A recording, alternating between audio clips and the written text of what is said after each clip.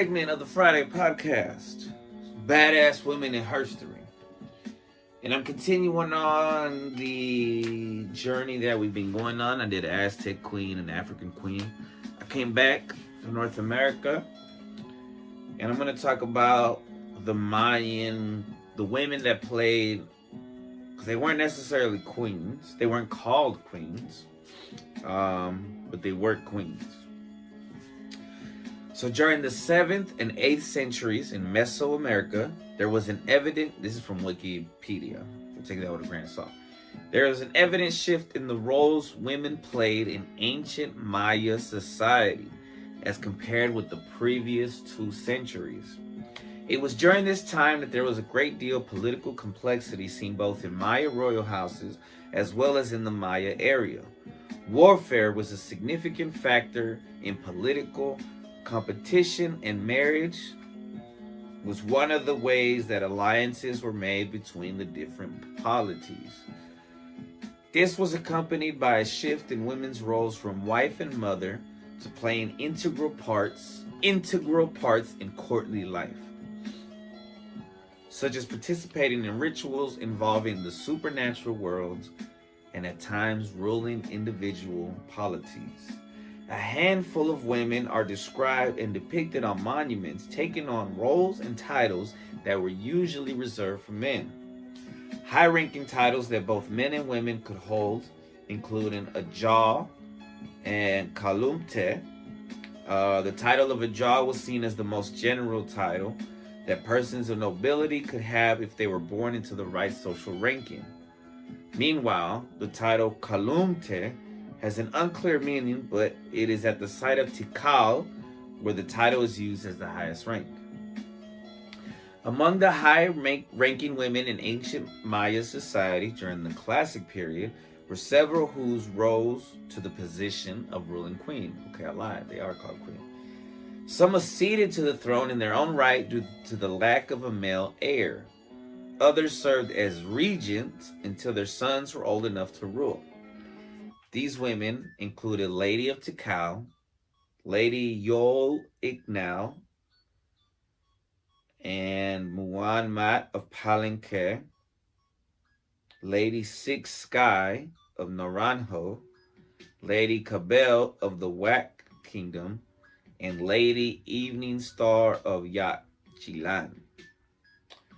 So, there's not a lot of information on any of these women, but I found the most on Lady Eveningstar. I mean, I was going to do Lady of Tikal. The other ones I didn't even look at, but Lady Eveningstar seemed like, I like the name. The Eveningstar, the stars on my shirt. I think these are stars. So Lady Eveningstar came to Yaxchilan from Calakmul. She was a secondary wife to Shield Jaguar the Great. His name, or you could call him Itzmnaj Bala the second. Although a secondary wife, Lady Ixkul or Lady Eveningstar may have ruled for a short time in Yaxchilan's history until her son Yaxun Balam IV was old enough to take the throne. A review of the dynastic history of Yaxchilan during Itzmanash Balam's reign indicates he had 3 wives. His aunt, Lady Xoc, Lady Sakbian, and Lady Ixkol, aka Lady Eveningstar, with Lady Xoc as the primary wife. Upon the death of Itzmanash Balam, the right to the throne would traditionally go to his heir through his Lady Xoc's line. However, this is not what happened, and nearly 10 years after his death, it is his son from Lady Ixkol that took the throne, not from the main wife. There's a great deal of speculation as to why the son of a secondary wife took the throne, and did so after the king had been dead for 10 years.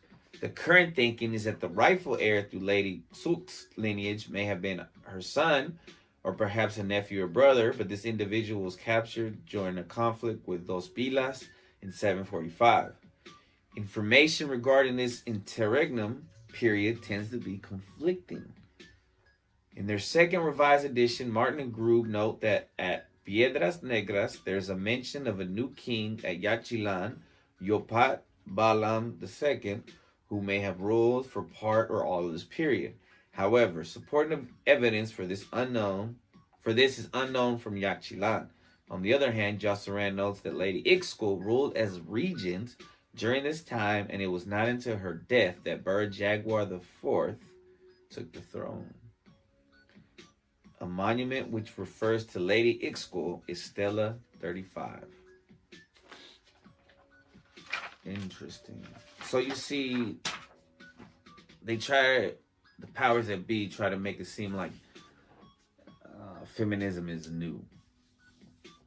Yo, my people been doing it for a minute. Well, my ancestors. Now, I don't know about in Europe. My Spanish ancestors weren't doing that shit, but my Mayan Aztec ancestors were.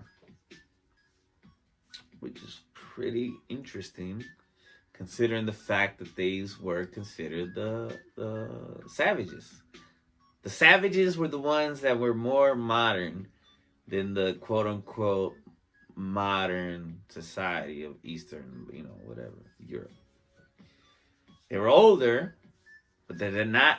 Just because a society is older does not mean it is more correct. It's taken a long time to learn that. All right. The more I go on, the sadder I get. The less sad I get, but then I start thinking about